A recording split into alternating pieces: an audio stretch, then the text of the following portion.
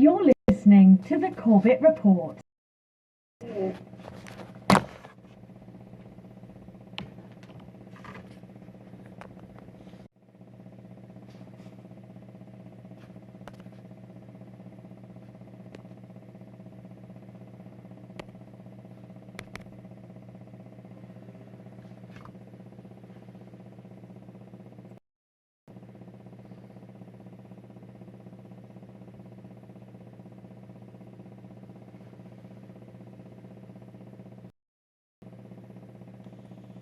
You're listening to the Corbett Report.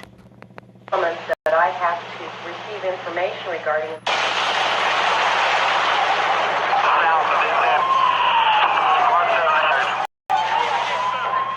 Marks the worst U.S. terrorist attack of the Alfred P. Murrah building in downtown Oklahoma City. The explosion shook central Oklahoma, killed nearly and injured more than 400 others. Someone had detonated a Ryder truck filled with explosives outside.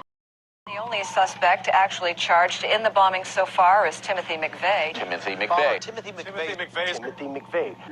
Timothy McVeigh, the Oklahoma City bomber, the face of American terrorism, face of evil. On the morning of April 19th, 1995, the Alfred P. Murrah building was torn apart by explosions, killing 100 office workers, passers-by, children in the building's daycare center. Horrified, a nation in grief turned to the authorities for answers. After that tragic day, we all know the story the public was told. Now, from the 20th anniversary of the Oklahoma City bombing, it's still domestic terrorism our country has ever seen. Approximately 8:40 in the morning on April 19th, 1995, a scene near the Alfred P. Murrah Federal Building in Oklahoma City. A Ryder truck loaded with a diesel fuel and fertilizer bomb blew up next to the Alfred P. Murrah Federal Building, cutting it in half. 168 people, including 19 children in its daycare center, died. There you can see as the building was just simply cut away by these.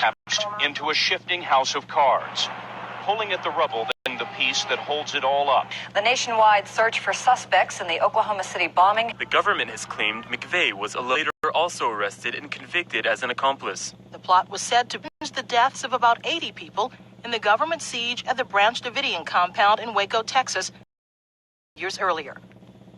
And that story quickly centered on one man.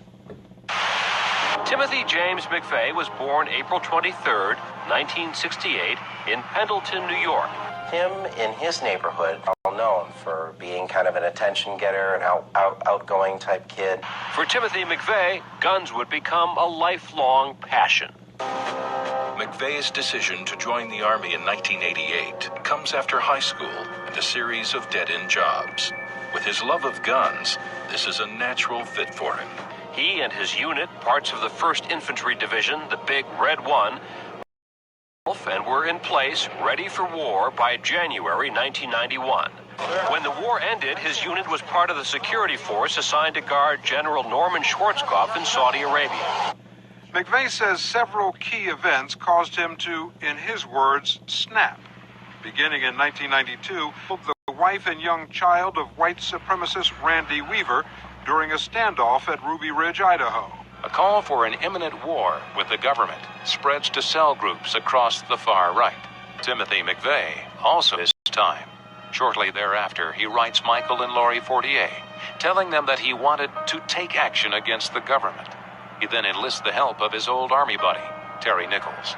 The Regency Tower's security cameras photograph McVeigh's Ryder truck passing by on his way to the Murrah building. One of the individuals believed to be responsible for Wednesday's terrible attack on the Murrah Federal Building in Oklahoma City has been arrested.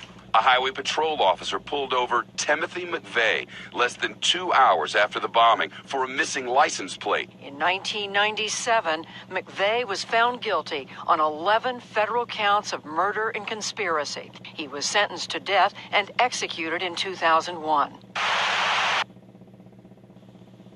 Timothy McVeigh. We've been told so much about him.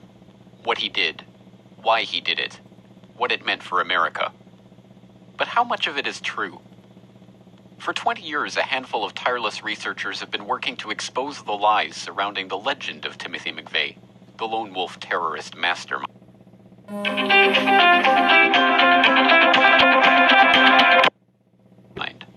And what they have uncovered has been remarkable.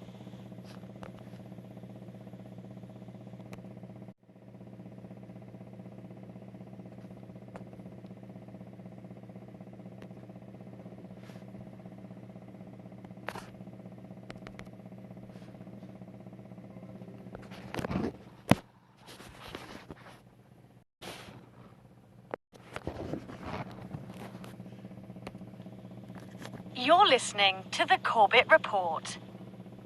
Basically, there are 4 elements that I have to receive information regarding.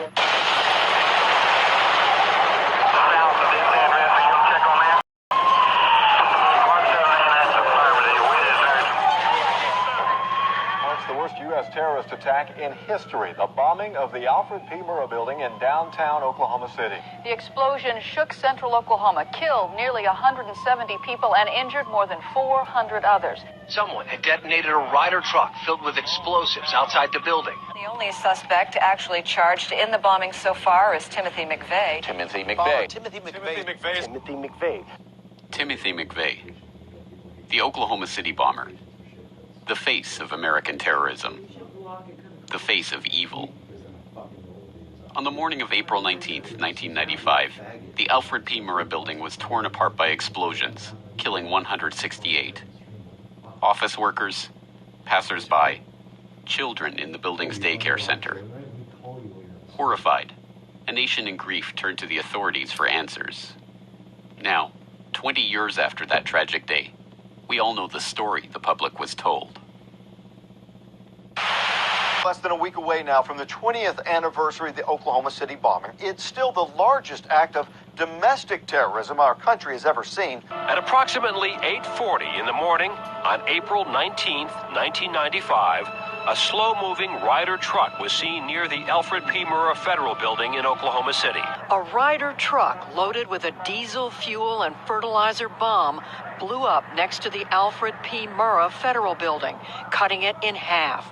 168 people, including 19 children in its daycare center, died. There you can see as the building was just simply cut away by this huge explosion. Collapsed into a shifting house of cards.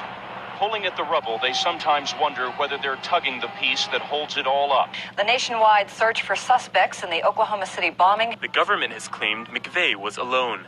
Terry Nichols was later also arrested and convicted as an accomplice. The plot was said to be an attempt to avenge the deaths of about 80 people in the government siege at the Branch Davidian compound in Waco, Texas, exactly 2 years earlier.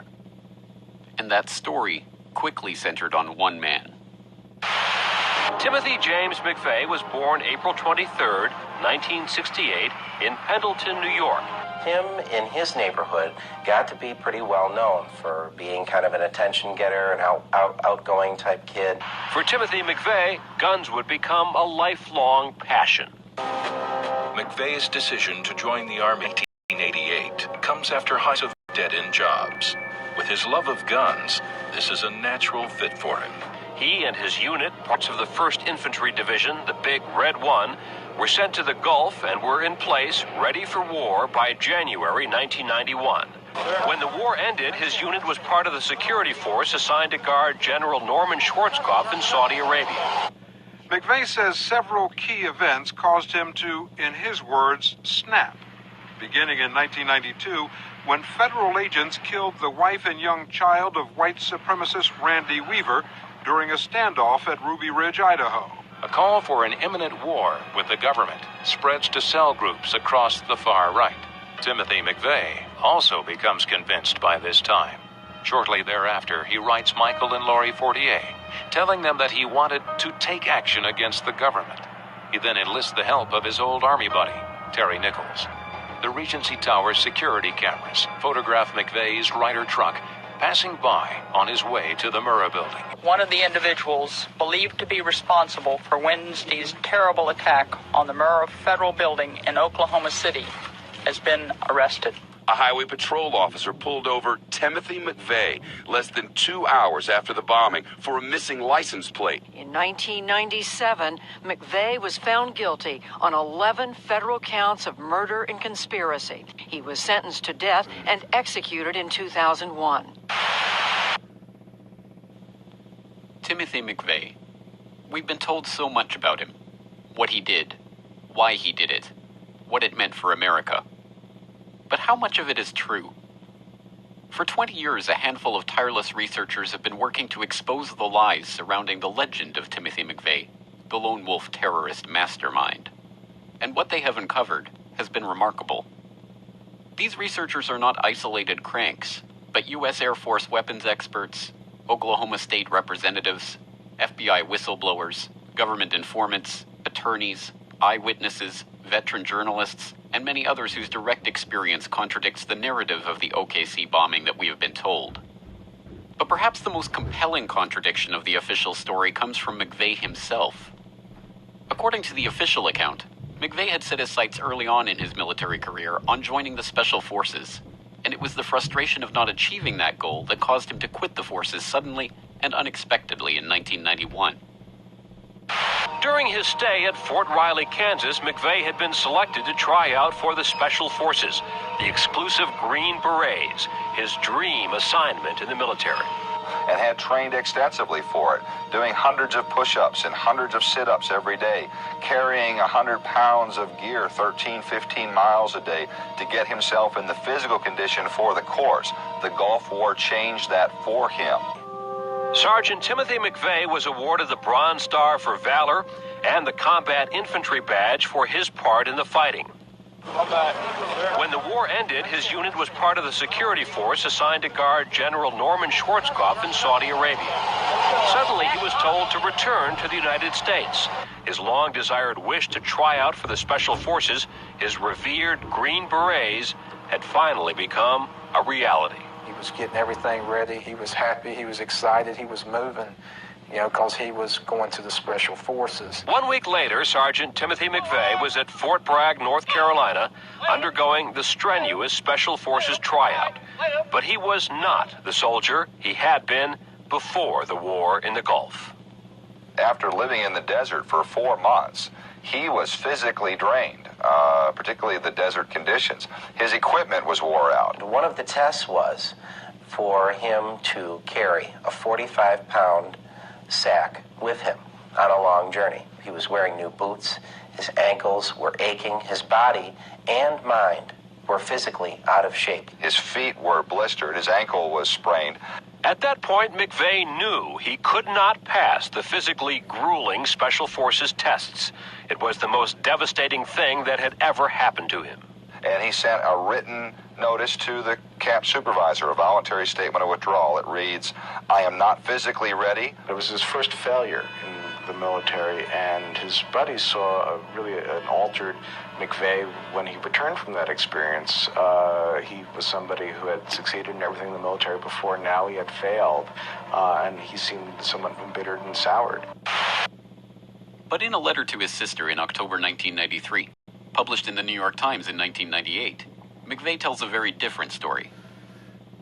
Why would Tim, characteristically non-drinker, super successful in the Army, private to sergeant in 2 years, Top Gun, Bronze Star, accepted into Special Forces, all of a sudden come home, party hard, and, just like that, announce he was not only disillusioned by the Special Forces, but was in fact leaving the service? He goes on to answer, "Now here's what led to my current life. It all revolves around my arrival at Fort Bragg for Special Forces. We all took intelligence, psychological, adeptness, and a whole battery of other tests, out of a group of 400. One day in formation, 10 social security numbers were called out, no names, and told to leave formation. Mine was one. The 10 of us were told that out of the select group of 400, we had scored highest on certain tests. We had been selected because of our intelligence, physical makeup, and physical abilities. We were to feel special, part of a hand-picked group. We were all asked to volunteer, talk about peer pressure, to do some work for the government on the domestic as well as international front. What I learned next, both from the briefings and from the questions and private talks, included 1. we would be helping the CIA fly drugs into the U.S. to fund many covert operations. And 2, military consultants were to work hand in hand with civilian police agencies to quiet anyone who was deemed a security risk. We would be government-paid assassins. How did the New York Times address these startling claims in a feature-length article on the letter? A single parenthetical remark. The government has always denied such activities. This is a remarkable claim, to be sure, but the question should not be whether or not this version of events has always been denied in an unattributed way by an unidentified representative of an unidentified government agency, but whether or not there are facts to back up the claim. So what evidence can we find in the public record that would shed light on the question of whether or not McVeigh was, in fact, still in the military at the time he wrote the letter? And, if such information exists, how does it change the story of the Oklahoma City bombing? Firstly, it makes sense to ask whether or not such a claim is even possible. Does the military engage such task forces of undercover operatives to carry out off-the-record missions?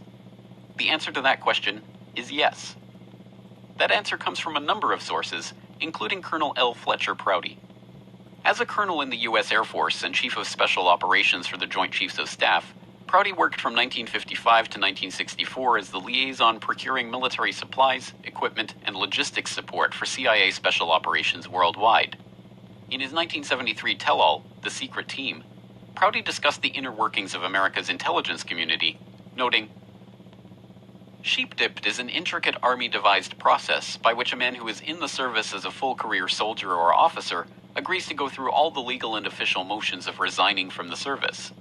Then, rather than actually being released, his records are pulled from the Army personnel files and transferred to a special Army intelligence file.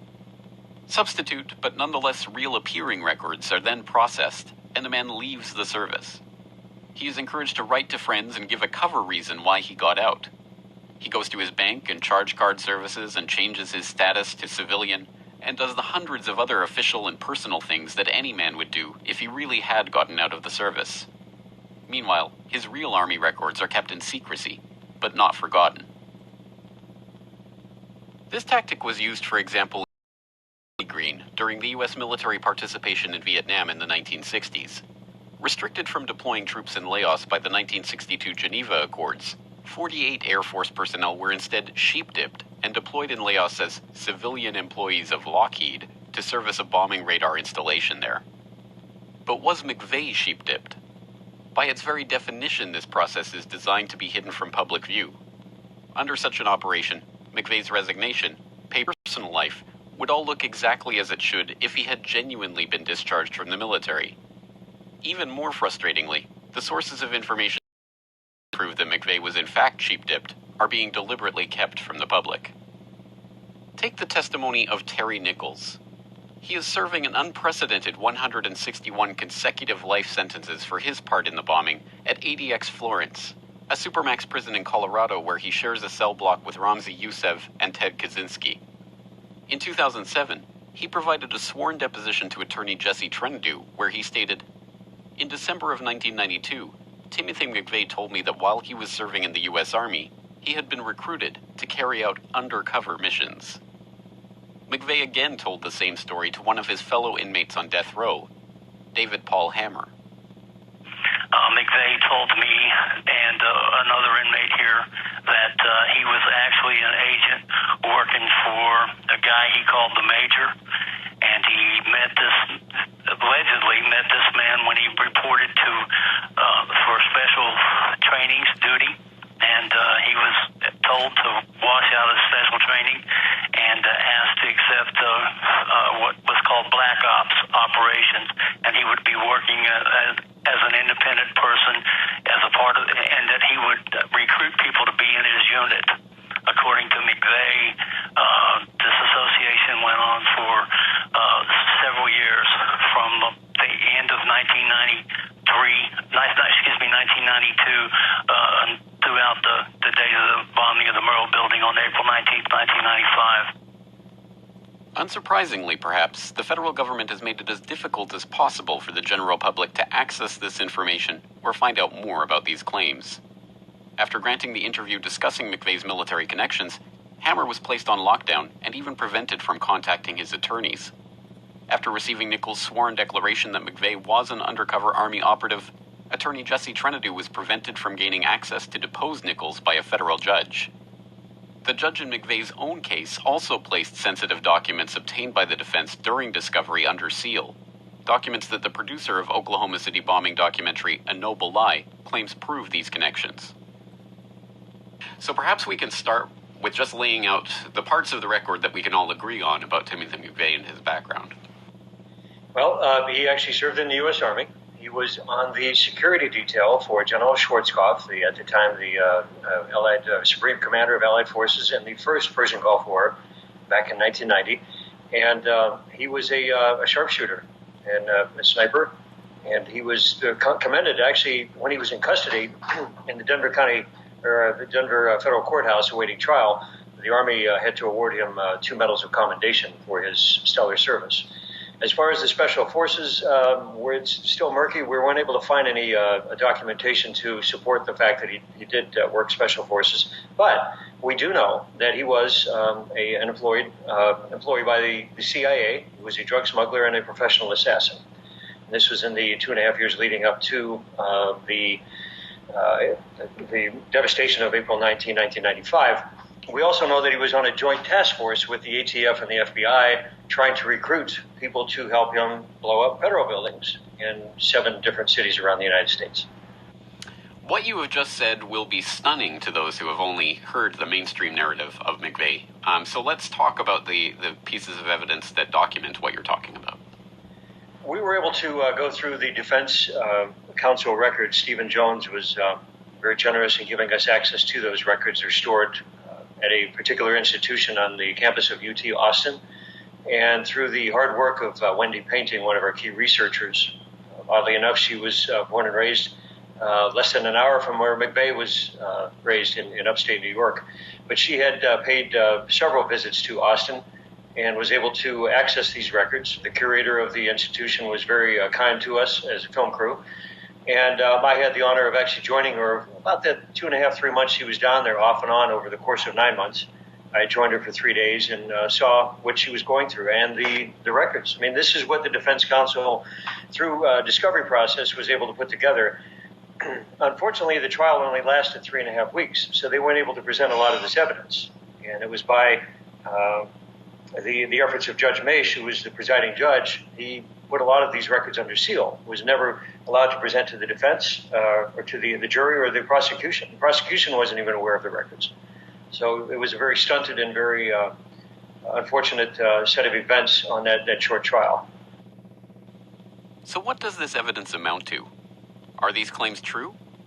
Until McVeigh's full defense records are unsealed, or witnesses like Nichols and Hammer are deposed and their testimony investigated by a grand jury, researchers will have to rely on evidence in the public record to corroborate these claims and arrive at a better understanding of the bombing and McVeigh's role in it. We do know that in August of 1993, director Bill Bean recorded some footage of Camp Grafton, a National Guard training center that provided explosives and demolitions training, while scouting locations for a film shoot. While filming at Camp Grafton, 1.5 years after McVeigh's supposed discharge from the Army, Bean had an encounter with a man he now firmly believes to have been McVeigh.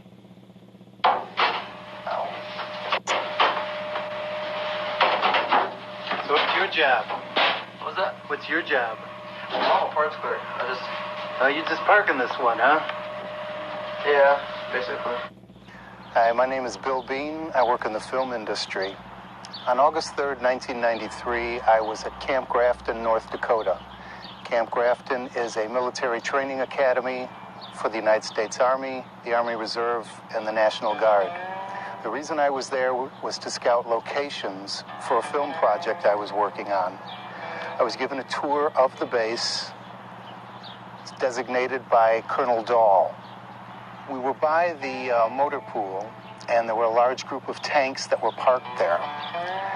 I saw 2 soldiers parking an armored vehicle. I asked the billeting director if I could go over and interview the soldiers. So I walked over to the armored vehicle. It had a porthole in the back. I entered inside. The soldier who had been driving the vehicle was closing a hatch in the front. When he turned around, he looked at me and he froze. I had my video camera running, and I said to him, "What's your job?" And he looked at me and he said, "What?" I said, "What's your job?" He says, "I'm nobody. I'm just a parts clerk." On August 3rd, 1993, is when I videotaped and interviewed Timothy McVeigh a year and a half after he was supposedly out of the military completely.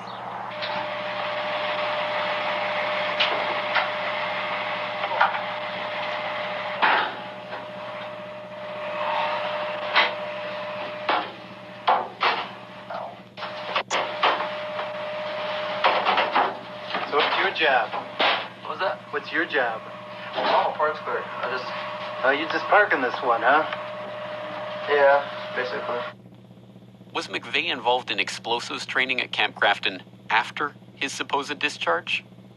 Camp Grafton denies that McVeigh was ever present on base, but beyond the physical resemblance to McVeigh, Professor Michael Blomgren of the University of Utah conducted a voice analysis of the tape and found an 86% match between the person speaking on the tape and audio of McVeigh's interview on 60 Minutes. I ended up going to Professor Blomgren at the University of Utah, who's in the speech pathology department. He did a voice forensics test. He did various computer and scientific tests on it, and did human voice analysis tests also. His final report to me was that he would testify in a court of law that this is Timothy McVeigh. He had compared it to a 60 Minutes interview and found a near-perfect, near-exact match. This footage is possible corroboration of McVeigh's story, but it is only that. Possible corroboration. What else can we find on the public record that helps to back up this fantastic tale of McVeigh as a sheep-dipped Special Forces operative? Let's start by examining Nichols' declaration. In it, Nichols, fearing for the safety of his family, notes, "I cannot possibly discuss in this declaration all the information I have concerning the Oklahoma City bombing and others involved, but crucial parts of this terrorist act remain hidden from the American people, especially the identities of the others unknown who collaborated with McVeigh in the bombing." Nichols goes on to reveal the name of one of these collaborators. After noting McVeigh seemed upset and angry in learning about a change in targets for the bombing, Nichols writes that, in what I believe was an accidental slip of the tongue, McVeigh revealed the identity of a high-ranking FBI official who was apparently directing McVeigh in the bomb plot. The name McVeigh let slip was Larry Potts, lead FBI agent at Ruby Ridge. According to Nichols, McVeigh was furious with Potts for changing the script on the bombing and, presumably, targeting the Murrah building. So, who is Larry Potts? Larry Potts was described as the Bureau's fastest rising star in the early 1990s, and as such was in the center of the Bureau's controversial incidents of that time. The Ruby Ridge shootout in which Vicki Weaver and her 14 were killed by federal agents, and the Waco standoff that ended with federal agents burning down the Branch Davidian compound, killing 76 men, women, and children. In May of 1995, directly after the Oklahoma City bombing, he was promoted to Deputy Director of the FBI, where he was Chief Operating Officer in charge of hundreds of criminal investigations. He was also the lead investigator on the bombing of the Murrah building. So do we have any evidence that the FBI participated in a cover-up of the OKC investigation? The answer is such a resounding yes that even high-ranking FBI officials have alleged just such a cover-up. We know there were 24 people that were interviewed by the FBI that said they saw Mr. McVeigh on April 19th with someone else, and they had no reason to make it up. They didn't have a dog in that fight. They didn't have any reason to make something up. They told the agents exactly what they saw, and the agents wrote it down. If only one person had seen it, or two or three, but 24 people say, yes, I saw him with somebody else. That's pretty powerful. That Danny Coulson, the man in charge of the FBI's collection of evidence from the Oklahoma City bombing, is himself alleging a cover-up, is significant. As Coulson points out, in the immediate wake of the bombing, the largest manhunt in the history of the Bureau was launched to find the two men who were reported as having rented and driven the Ryder truck to its destination. John Doe number 1 was soon identified as McVeigh, but John Doe number 2, his accomplice, remained at large. Who is John Doe number 2, and where is he? Employees at the truck rental business in Kansas also helped with a sketch of a man who they say was with McVeigh, a square-jawed suspect with a tattoo on his left arm. Authorities made a second, then a third sketch of John Doe 2 with a ball cap, based on a description from an Oklahoma City man who says he gave McVeigh and John Doe 2 directions to Northwest 5th and Harvey, the Murrah building, 30 minutes before the bombing. So he pulls up and, gets out of the truck? No, he pulls up and I go up to the truck. I went to see what he needed. He said he was kind of lost a little bit. He said he was looking for 5th and Harvey, was the words he gave me. He did not distinct a building, the Murrah building or nothing like that. He just asked me where direction of 5th and Harvey was. I kind of tried to explain it to him verbally, and he could seem a little confused by the way I was explaining it to him. So at that time, he got out of the truck, and I kind of walked him about 3 or 4 feet from where we were standing and pointed it out to him, the direction where it was. Now, all these accounts share a common and unsettling similarity. The witnesses say they saw several accomplices, including the infamous John Doe number 2. ATF officials tell us the elusive John Doe is still part of this case, but will not comment any further. However, they did tell us that there's a lot about this case we don't know yet, information you can't find in the indictments against Timothy McVeigh, Terry Nichols, and Michael 48. The first man is of medium build with a light brown crew cut, and he is right-handed. McVeigh is identified as the mystery man John Doe 1 and arrested. The second man is also medium build. He's further described as 5 feet 9 inches to 5 feet 10 inches tall, with brown hair and a tattoo visible on his left arm. What happens next is a conspiracist's dream. John Doe number 2 remains at large. He should be considered armed and extremely dangerous. But 2 months later, the FBI calls off the search. The official line is, John Doe 2 doesn't exist. Why was the manhunt called off? Why were 24 separate eyewitnesses along the Ryder truck's route that morning dismissed as having imagined his existence? Is it because even more damning evidence of John Doe number 2's existence, and more importantly his identity, was about to emerge? It was just hours after the bombing when the news channel first told you about the possibility that surveillance cameras may have captured the explosion and the killers on tape. Our sources and sources for the LA Times describe what's actually on those tapes. The information shows some huge surprises, the biggest, that it may have been John Doe number 2, not Timothy McVeigh, who detonated the bomb. Brad Edwards has the latest on the investigation in this exclusive News Channel report. Our new information comes directly from a source that has seen parts of those surveillance tapes. It also comes from reports now in the Los Angeles Times. But perhaps the biggest surprise is contained in the news channel's own information.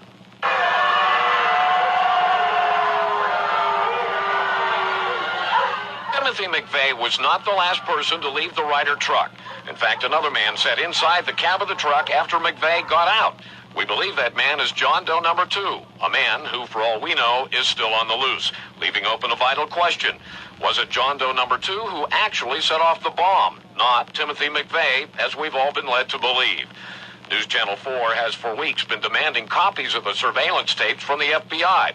The federal government so far is dragging its feet. But many people in the investigation have seen the tapes, and now so has a source willing to describe to the news channel what the tapes show. The LA Times report shows there was a surveillance camera near the corner of 5th and Harvey and another near the corner of 5th and Robinson. Federal investigators recreated the time sequence leading up to the bombing by matching the video and still photos from the surveillance cameras. Since we can't show you the tape ourselves, we're reenacting what our source says he saw on those tapes. As witnesses told the news channel before, the tapes show the Ryder truck parked in front of the Murrah building where we now know the blast went off. As witnesses also told us, the tape showed 2 men sitting inside the Ryder truck.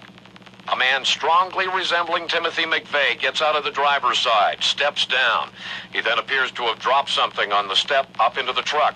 He bends down and appears to pick something up off the step. Then he turns and walks directly across 5th Street toward the Journal Record building. All this time, John Doe number 2 is still inside the Ryder truck's cab, sitting on the passenger side. Time passes. The surveillance tape is time-lapse photography.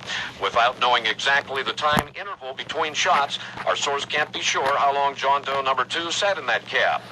What was he doing all that time? Then the tape shows John Doe number 2 getting out of the passenger side of the Ryder truck. Again, the tape shows that a bombing witness accurately described what happened next to News Channel 4. Standing in the building, and I looked out the window, and I seen the Ryder's truck, and I seen the man get out of the Ryder's truck. The tape shows John Doe number 2 getting out, shutting the passenger side door. He steps toward the front of the truck and is momentarily out of the frame of the surveillance camera. But shortly, he appears back in frame, walking toward the rear of the truck, still on the sidewalk in front of the Murrah building. Again, he turns east toward the front of the truck, looking toward the street. John Doe number 2 then walks diagonally across 5th Street toward the east, as if heading toward the YMCA or the intersection of 5th and Robinson. He again leaves the frame of the camera. Another camera shooting from another angle clearly shows the actual explosion that destroyed the federal building and killed 169 people. In any normal trial, the footage of the defendant at the scene of the crime with the alleged murder weapon would be the centerpiece of the prosecution. But this was no ordinary trial. Not only did the FBI never produce the surveillance footage in court, they never released it at all. Despite multiple sworn affidavits showing that the tapes exist, that they show John Doe number 2, and that the cameras were removed from the scene by the FBI on the day of the bombing, they have still never been shown to the public. After a years-long court case that continues to this very day, the FBI claim that they have searched their records for the tape, but they just can't find it. So why is the FBI so concerned about keeping this footage from the public? It shows two things which could completely change our understanding of what happened on April 19, 1995. The first is the possibility that the Ryder truck bomb was not the only bomb at the Murrah building that day. The first bomb that was in the federal building did go off. It did the damage that you see right there. The second explosive was found and diffused. The third explosive that was found, and they are working on right now as we speak, I understand, both the second and third explosives, if you can imagine this, were larger than the first. The fact that they have found a second explosive device of some kind inside this building. Justice Department is reporting that a second explosive device has been found. One device was deactivated. Apparently there's another device. That in fact two different explosive devices were found in addition to the one that went off. A second bomb was found on the east side of that building. A bomb squad is on the scene. The medical teams downtown are unable to get into the wreckage to retrieve more of the injured because of the presence of other bombs in the area. I just took a look down the street at the Murrah building again. I see another bomb truck going, so apparently they're going to try to get out that third bomb that's been talked about. As retired U.S. Air Force Brigadier General Ben Pardon noted in an exhaustive report in the wake of the bombing, the evidence is conclusive that the Ryder truck bomb could not have accounted for the damage done to the Murrah building. I went to a 2-year graduate program, 8 quarters of armament engineering graduate. It's the first course that was ever set up. And after that, I worked at the Ballistic Research Laboratories at Aberdeen, which was 2 years of hands-on work, designing, developing continuous rod warheads for the Blue Mark missile and other weapon systems. Well, the truck bomb, even though it was fairly massive, was somewhat removed from some of the structures that were damaged. It clearly had some what you call broussance damage, where the blast pressure was way above what you would expect to get from the truck at that distance. Broussance damage is that caused by an explosive whose blast wave is powerful enough to shatter and destroy the material affected. The problem with the failed columns at the Murrah building is at that distance, the air blast from an anvil bomb would have been 10 times less powerful than what was needed to dissolve the concrete and cut the rebar. Those columns, had they failed due to air blast, should have broken with sharp chunks of concrete connected by rebar, not sheared off at critical points. Broussance damage indicates contact explosives placed directly on the beams.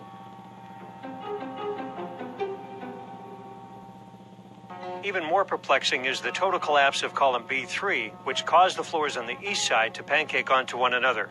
The building was gutted to within feet of the other side. Column B4, closer to the truck bomb, is completely intact. Yet we are supposed to believe that a blast wave traveled through B4, leaving the sheetrock almost untouched, and completely destroyed the column farther away. and most of the front columns were destroyed when the supporting header beam failed. But the cause of failure, supposedly being air blast, should have thrown it into the building. Instead, it fell straight down and rolled towards the crater. General Parton's report was conclusive. The Murrah Federal Building was not destroyed by one sole truck bomb. The major factor in its destruction appears to have been detonation of explosives carefully placed at 4 critical junctures on supporting columns within the building. Many independent experts concurred with the Parton report. Sam Cohen, inventor of the neutron bomb, issued this statement. I believe that the demolition charges in the building that were placed inside at certain key concrete columns did the primary damage to the Murrah Federal Building. It would have been absolutely impossible and against the laws of nature for a truck full of fertilizer and oil, no matter how much was used, to bring the building down.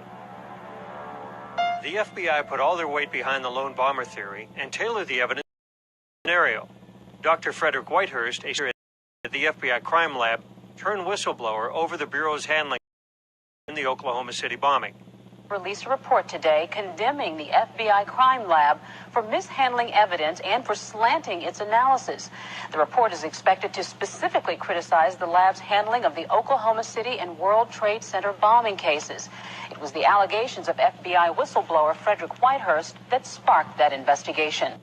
Forced to resign, Dr. Whitehurst testified in Terry Nichols' trial that a fellow FBI chemist had changed his findings and lied under oath after meeting with federal prosecutors. The Office of the Inspector General, or OIG, investigated Whitehurst's charges and issued a report which concluded that the FBI crime lab had improperly identified the characteristics of ANFO, the weight of the bomb, the detonation system, and even what kind of explosive was used. But perhaps even more importantly, the missing surveillance tapes from the Murrah building threatened to reveal the identity of John Doe No. 2. And as it turns out, there is every reason to believe that the missing accomplice in the case is, exactly as McVeigh himself alleged, a government informant, agent, or operative. Documents obtained under the Freedom of Information Act over the past decade have exposed a long-classified FBI operation from the early 1990s. This operation, dubbed PATCON for Patriot Conspiracy, involved FBI infiltration of the militia movement, including the very circles that McVeigh himself, model soldier and Special Forces recruit, was now moving in. Attorney Jesse Trenadu has been one of the most outspoken voices about the PATCON operation and how it relates to the events in Oklahoma City. As I pursued this over the last 16 years and lots of lawsuits and fights with the FBI, I stumbled across an operation that the FBI called PATCON, P-A-T-C-O-N. PATCON was an acronym for Patriot Conspiracy. And the FBI began to distance itself from PATCON when I was probing. And they said it was just a simple operation where they were going to infiltrate some militia folks in Alabama who had stolen some night vision goggles from a military base and were selling them. But it was clear to me that PATCON was bigger than that, much, much bigger. And there were PATCON operations going on all over the country. And they referred to them as PATCON Group 1, PATCON Group 2, PATCON Group 3. PATCON, meaning that's the FBI's name for their wide-scale, you say, investigation and infiltration of the radical right in the early, mid-1990s. Apparently it went throughout the 90s because here last summer I received a phone call from a fellow who said, I've been seeing what's been posted on the internet from your FOIA lawsuits with the FBI. And he said, you have all the pieces, but you just haven't put them together. And I said, what do you mean? He said, well, you just don't see the picture. He came to see me. And I directed him to Newsweek magazine and to some other reporters. He had been one of the top undercover operatives for the FBI in PATCON for almost 10 years. He had infiltrated some 23 groups. He wasn't, so many of these informants are people who are in crime and are forced to go undercover for the FBI. Clearly because he thought these hate groups, what described him as hate groups, were dangerous. In hindsight, he's on it, and he sees now that the agenda the agenda was to infiltrate and incite the militia movement, the right-wing Christian movement, the violence, so that the Department of Justice could crush them. He said that Ruby Ridge was a PATCON operation. He said that Waco was a PATCON operation. He believed that Oklahoma City was, but he wasn't involved in it. But he did say that other members of the PATCON group were involved in Oklahoma City. At the center of the many threads of this operation was Elohim City, a white supremacist compound in Oklahoma whose chief of security was the enigmatic Andreas Strassmeyer, son of former German Chancellor Helmut Kohl's chief of staff and a former lieutenant in the German army with military intelligence training. And we have another angle on this as well from Carol Howe. Are you familiar with her case? She was actually hired by the ATF to infiltrate the compound in Elohim City, which was in eastern Oklahoma, almost right on the Arkansas border. And they gave her ordnance, they gave her pipe bomb material, everything to just find out if the people within Elohim City were, capable of actually doing something, such as the Oklahoma City bombing. And come to find out, there was ATF and FBI informants that she didn't even know about. So it was really an odd mix of informants. They're not communicating with each other. Catastrophic breakdown in communication. I gave them warnings, targets, specific targets, addresses of targets, names of targets. I know of too many people that were talking about that building, talking about Oklahoma City, talking about doing something on that date using a truck bomb. In a report to the ATF in December, Howe reveals that Strassmeyer planned to forcibly act to destroy the U.S. government with assassinations, mass shootings, and bombings. He said he wanted to go blow up federal buildings. I mean, just point blank, that's what he said he'd like to be out there doing. Jane Graham, an eyewitness who worked in the Murrah building, observed Strassmeyer in the building the week before the bombing, going over blueprints and carrying what looked to be the components for C4 explosives and detonators. As alleged in David Hoffman's book, The Oklahoma City Bombing and the Politics of Terror, Strassmeyer first aroused suspicion that he was an undercover operative when he was caught in Texas entering a federal building at night with a key code. Did he have access to the Murrah building also? When we interviewed Jane Graham, who was a survivor, she said that when she went to work, it was either the day before or 2 days before, I don't remember which, she parked in the basement parking, and when she got out of her car and was walking across the parking garage, she saw 3 guys down there wearing coveralls and placing putty on the columns and stringing wire between the putty. Later, she picks out one of the guys from photographs and says, that's him, and it was Andreas Strassmeyer. Strassmeyer was there listening, going over the plans. He was listening to everything. He was what they were talking about, looking at place, pointing to things. But when they were talking, whatever they happened to finally be talking about, and when I was looking at him, at that point, then he left and went over to the other side of the building so I wouldn't keep watching him. The second man that was there, who appeared to be military, he's the one that the man in charge told to put the stuff back in the car. The second man obviously was taking orders from the first man because he had wire in his hands, which I thought was telephone wire. It's that real light color, thin wire. And he also had what appeared to be gray putty. Well, that's exactly how you string composition C4 with det cord. Despite all of this evidence, Strassmeyer was never interviewed by the FBI as part of their Oklahoma City investigation before he had the chance to flee the country and return to Germany. This is just one of many examples of seeming foreknowledge of the attack that have since been covered up or suppressed by the FBI and the ATF. The government has claimed that they had absolutely no prior warning, and yet we start off with the interesting little episode where 2 Air Force bomb squad guys, and these are very special Air Force bomb squad guys that we know were cleared to work for presidential security, VIP security, and so on.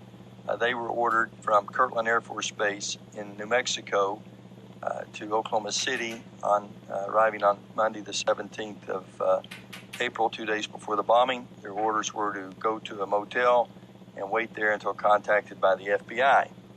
I had become aware of this information in 1997, developed some confirming information, but the key was that in the summer of 2001, two journalists had separate conversations with one of the two individuals on this bomb squad team. He admitted he was there. When asked in separate conversations by both journalists why he was there, he responded, "You'll have to ask the FBI." There was this fairly large truck with a trailer behind it, and it had a shield on the side of the door, and it said bomb disposal or bomb squad below it. Authorities now claim in federal investigative reports that the huge, ominous truck with its trailer was being used by a deputy to run routine errands. Other documents obtained by 2020 show that someone called the Executive Secretariat's office at the Justice Department in Washington and said the Murrah building had been bombed. But this was 24 minutes before the blast. No action was apparently taken. Yet another witness, a rescue worker, says after she talked with an agent at the bombing scene, she also suspected the ATF was warned and agents stayed away from their office that morning. I asked him if his office was in the building, and he said yes, and I asked if there were any ATF agents that were still in the building, and he said no, we weren't here. Witness number one approached an ATF agent nearby. He claims he asked the agent what had happened, and witness number one says this is what the agent told him. He started getting a little bit nervous. He tried reaching somebody on a two-way radio. Couldn't get anybody, and I told him I wanted an answer right then. He said they were in debriefing. None of the agents had been in there. They had been tipped by their pagers not to come into work that day. Plain as day out of his mouth. They were tipped. Why wasn't anybody else? Any of these indications of foreknowledge of the blast are credible enough. Taken together, they provide corroboration of the thesis that the government in fact had informants in the plot and were allowing it to go ahead. But more startling by far than all of these accusations is the case of Dipole Might. Dipole Might was an ATF project to familiarize BATF agents with truck bomb debris patterns and to calibrate the effect of vehicular explosions on a variety of materials and structures. Beginning in 1994, the Bureau conducted a series of experiments at the White Sands Missile Range in New Mexico, blowing up vehicles with C4 and ANFO explosives and analyzing the blasts to gauge the effect of terrorist bombings on government buildings. Even more incredible, pictures emerged in 1997 of a Ryder truck parked at Camp Gruber Training Center in Oklahoma. The source of the image, who feared for his safety and requested anonymity, asserted that the images were taken in early April of 1995, just 2 weeks before the bombing. The National Guard did eventually confirm that the images were authentic and that the Ryder truck's presence at the camp was related to a weapons sensor project connected with the Defense Advanced Research Project Agency, but issued a statement insisting that this Ryder truck and the weapons project it was associated with, quote, had no association whatsoever with the tragedy at the Alfred P. Murrah building, end quote.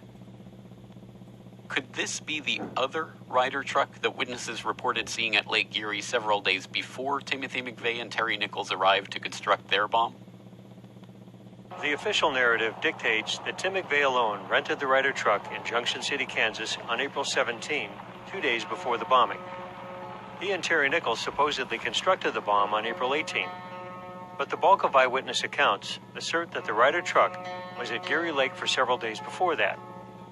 I retired April 11th, 1995, and after finishing up that morning, I decided to stop by here and fish at Geary State Lake, which is right in this general area here that I was fishing from, the pier or jetty, and I stayed here most of the afternoon fishing, of course, with no luck. And later on that afternoon, I had decided to maybe go back over this way over here to the other point back here and see if I'd have any luck.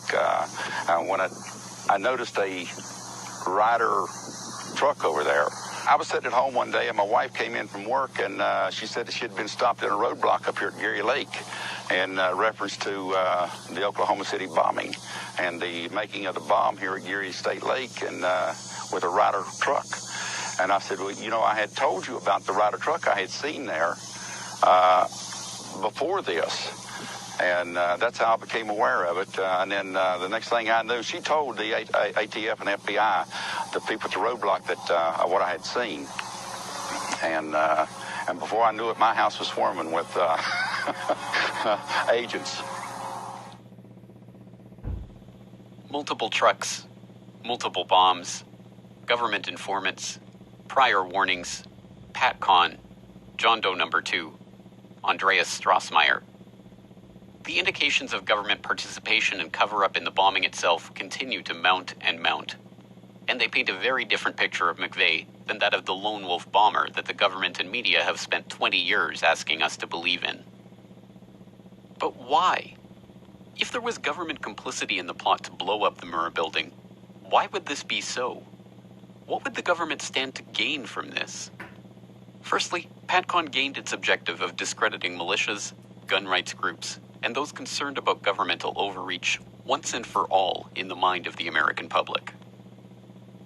The United States of America. They believe that the United States government is prepared to usurp the Constitution and break down doors and confiscate guns. Am I lying to these people, Bob Fletcher and Jim Trockman? John Trockman. John, sorry, it says John here. You believe this? No, not quite like that. Not the U.S. government. Which government? The one world government? Yes, sir. The United Nations? Yes, sir.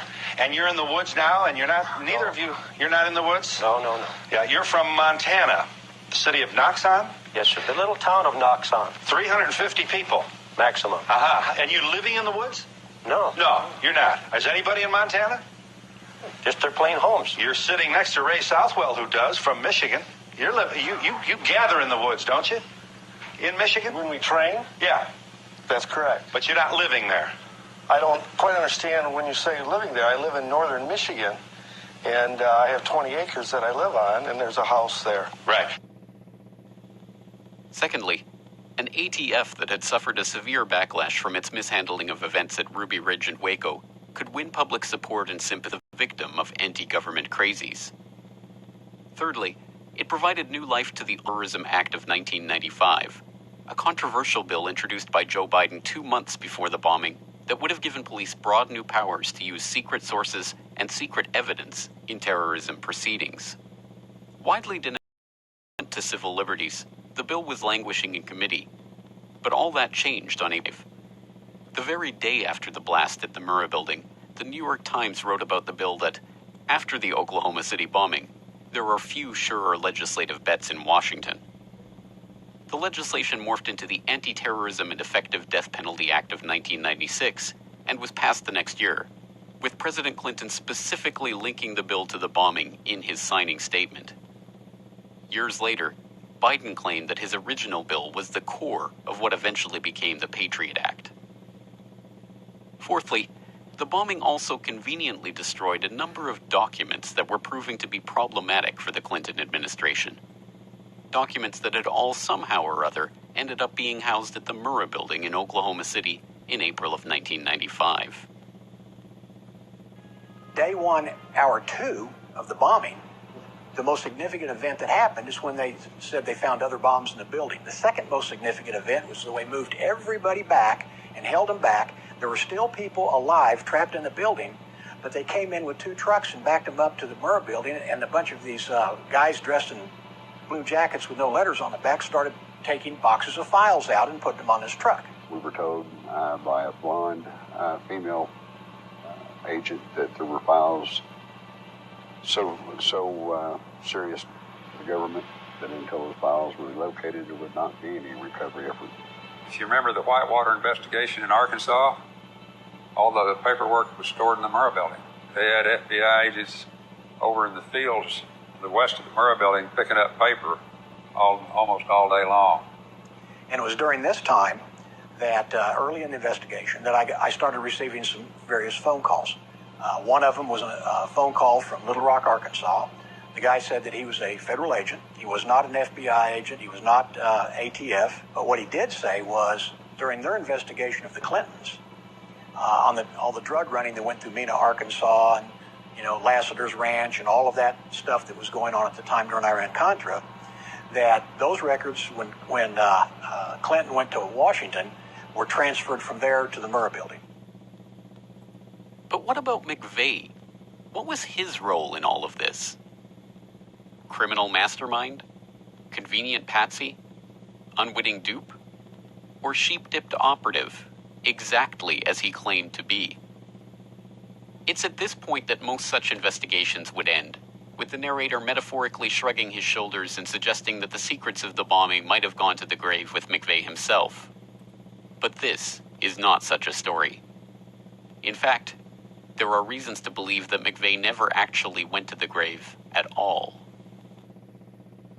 He told us many times he would vacillate on this issue from time to time, but his main theme was that he was not going to be executed, that the major was going to have someone infiltrate the execution team, and that he would be given drugs that would feign the appearance of death, and he says the CIA and other people use these drugs, and that they would be taken out, and he would be brought, given some type of medication that would counteract the other, and that he would be rewarded for serving his country. And it sounds a little bit far-fetched, but I mean, I've talked to several people who witnessed the execution, including Janie Coverdale, and she doesn't know one way or another whether Tim was executed. He was covered up from toe to neck, and he couldn't see any type of IV lines or anything running into his veins. And so she clearly says that she doesn't know if he was executed or not, and she watched it. So, I don't know if Tim McVeigh is dead. McVeigh spent much of his time on death row fighting for a very unusual request: to not have an autopsy performed on his body after his execution. Autopsies are standard procedures after federal executions and would have been performed on McVeigh, but his request was granted and no autopsy was ever performed. During the execution itself, one of the eyewitnesses, Susan Carlson of WLSAM radio, reported McVeigh, quote, appeared to be still breathing, or what appeared to be shallow breathing, even after being pronounced dead, and his eyes remained open, end quote. After the execution, prison officials admitted to using a decoy to throw the public off the trail of McVeigh, who was ostensibly transported to a local funeral home and cremated before his ashes were turned over to his attorneys. Perhaps it's appropriate, in a sick way, that we don't even have closure on this, the one part of the OKC bombing story that even the most incredulous have long believed was unquestionable.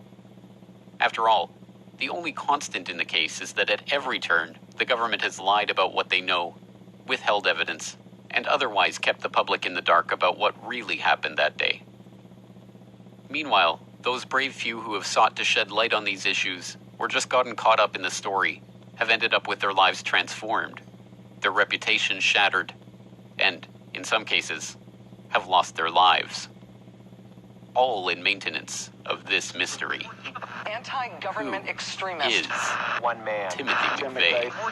Timothy McVeigh. McVeigh. Timothy McVeigh. Timothy McVeigh. Timothy McVeigh. McVeigh. Timothy McVeigh. McVeigh. Timothy McVeigh. Timothy McVeigh. One-time sergeant. McVeigh. Timothy McVeigh. A large portion of that building has collapsed and fallen away from the rest of the building at the moment.